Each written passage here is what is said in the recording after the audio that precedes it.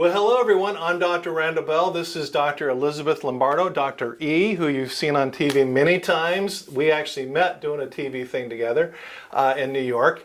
And we're here to talk about something, core IQ is about all kinds of life skills, but this one's thought distortions. This one, I've got a lot to learn myself because this is all brand new material, so I have a lot of questions. Dr. E, let's get right into it. Let's get right into it. So a thought distortion is just a way that we think that isn't totally accurate. So if you think about putting on someone else's prescription glasses, have you ever done that? Yeah. Yeah, and so what do you see? It's like crazy. It's all distorted, right? So what happens is we have certain ways of thinking that are not completely accurate, that are distorted. We don't always know we're doing it, but by going through a list of them, sometimes that can help us realize that that's what I'm doing. Okay. So we're just going to jump right in. Let's do it. Okay, so the first distortion is should. Okay. You focus on judging how events or people should be rather than focusing on what is. Okay. I call this shoulding on yourself.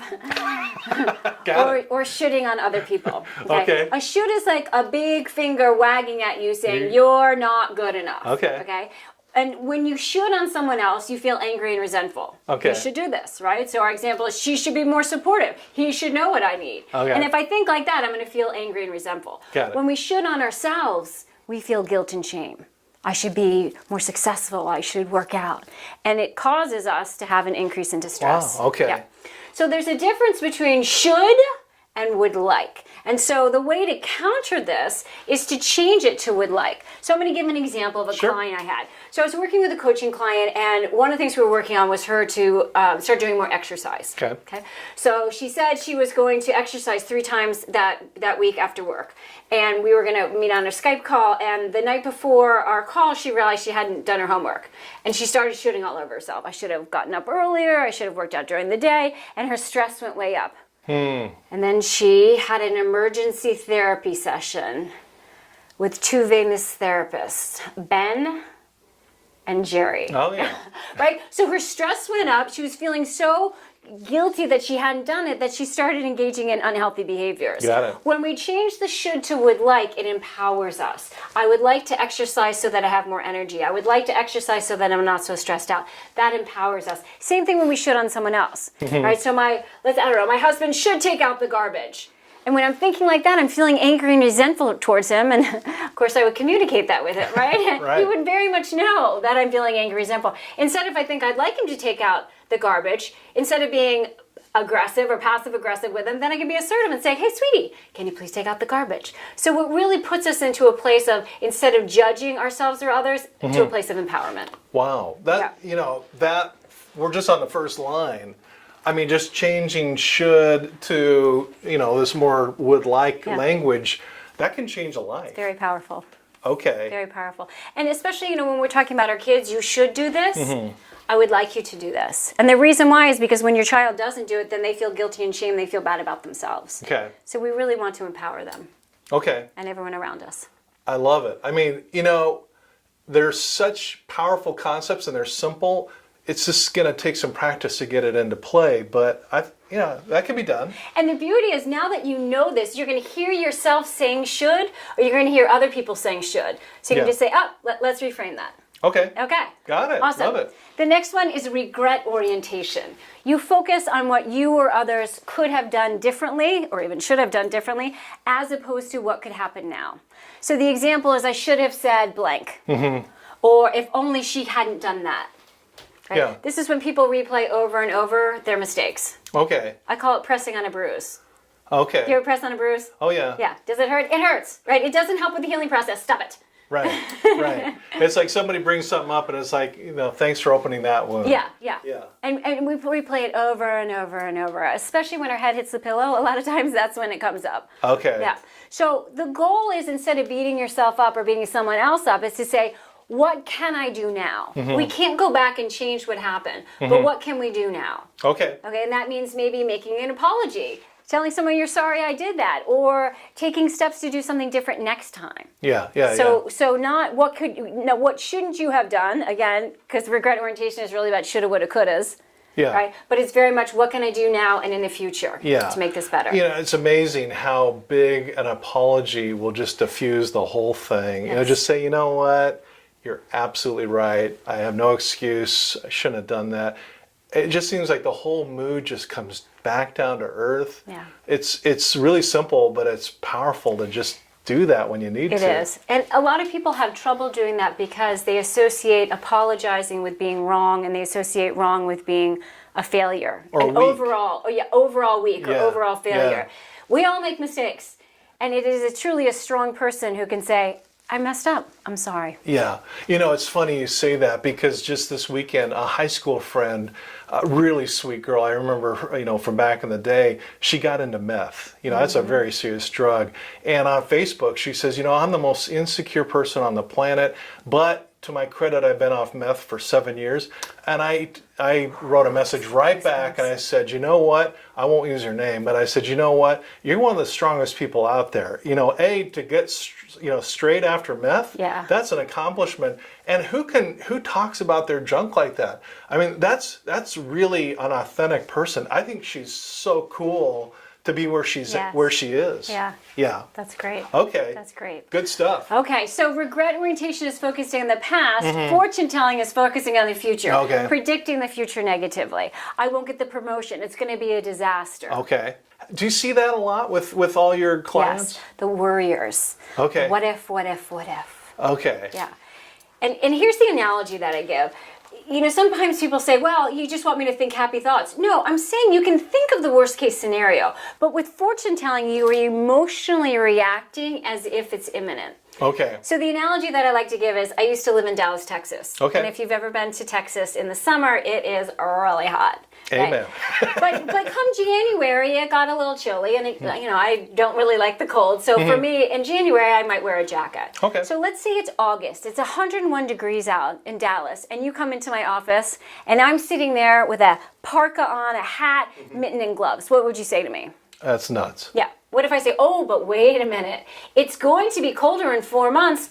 I'm just getting ready. I'm just preparing myself. I say you're double nuts. Double nuts, right? But that's what we do when we emotionally react as if what we fear is going to happen. That's what fortune telling is. We get all anxious and worried about something that may or may not happen. Now, that's different than having the coat in the closet. Okay. So if you have the coat in the closet, yes, you can think about worst case scenario, but you don't emotionally react as if it's definitely happening. Okay. That reminds me of, I had lunch once with a mayor, he was, or a governor up in Canada. I'm sorry, I don't know their system. I think he was a governor. But anyway, he wrote a book, I think it's called Plan B.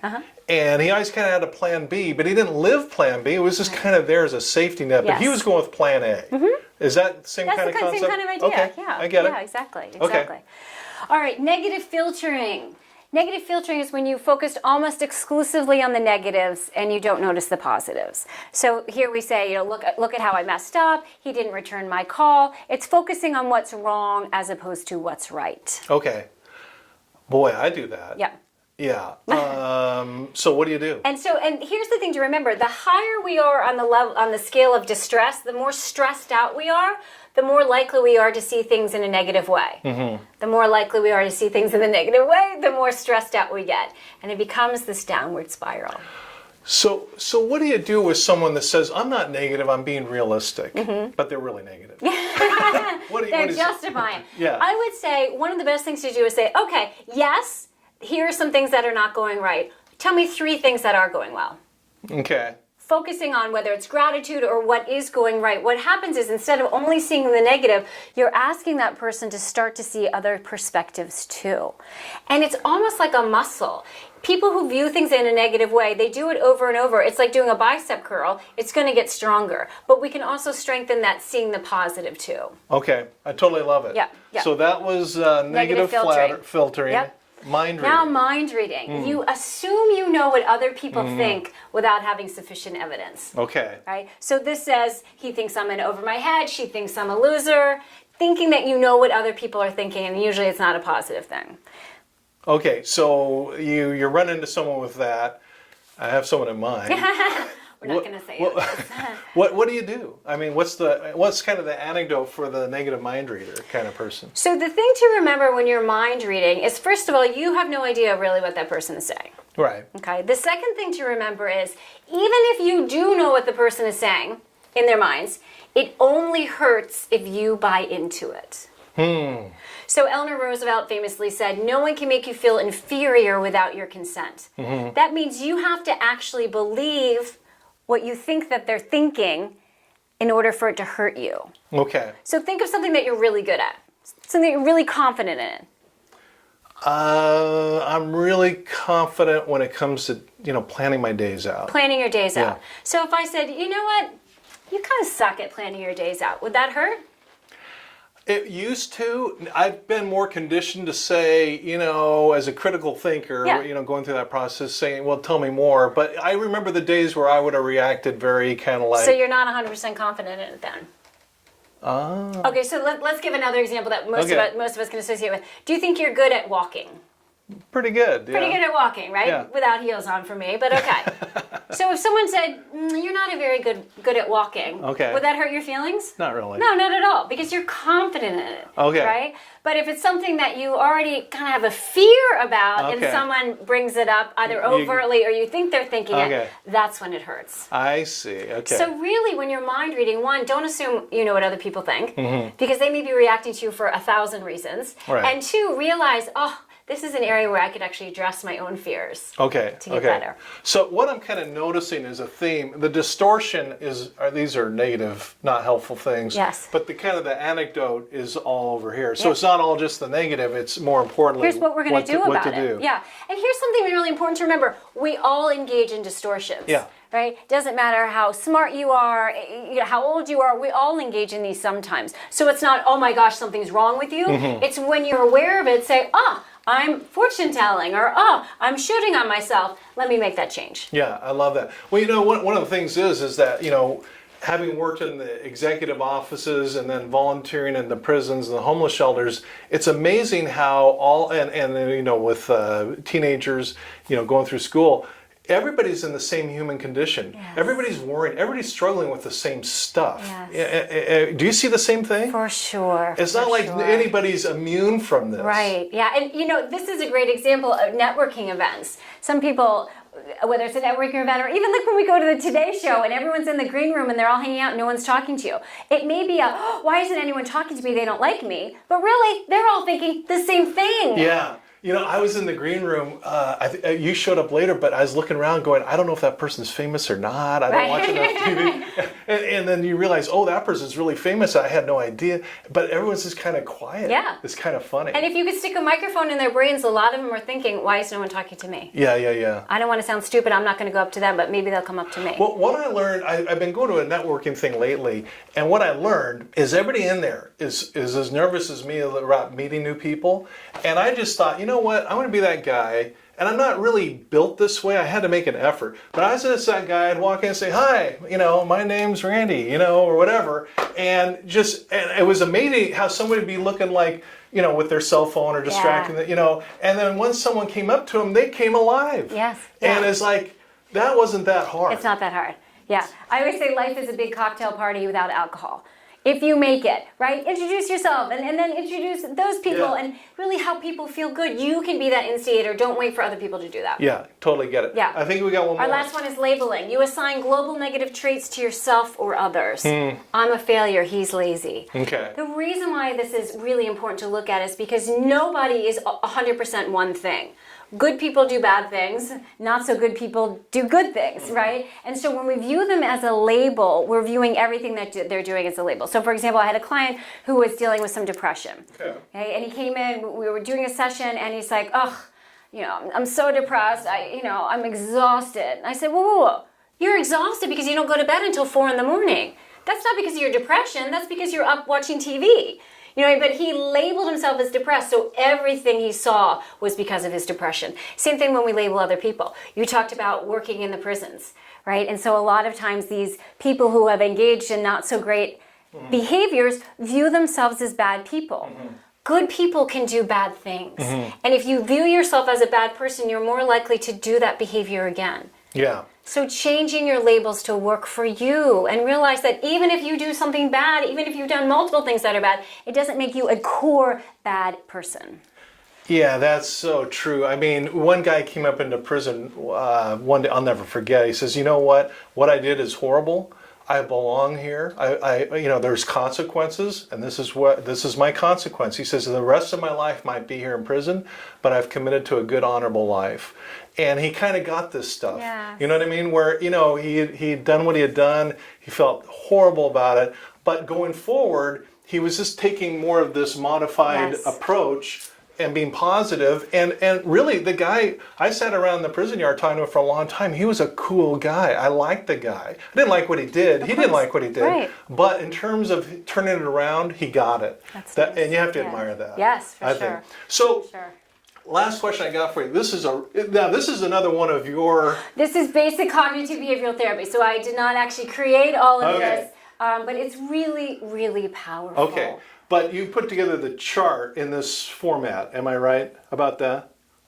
Some of it. I mean, this is kind of, you're giving me a little too much credit than I should get. But I've never seen it presented like this, and it's really great. My question is, if I'm going to sit down with this handout, and work through it, what suggestions do you have? So anytime that you are stressed out, you're overwhelmed, you're in what we call that red zone out of a 10, 7 or a 10 higher of overwhelmed, anxious, stressed out, ask yourself, what am I saying to myself? If you could stick a microphone in your brain, what would you hear? The best thing to do is to actually write that out. A lot of times we'll think it, but we're missing so much if we don't write it out. And then once you write it out, pull out this list and say, okay, was I shoulding?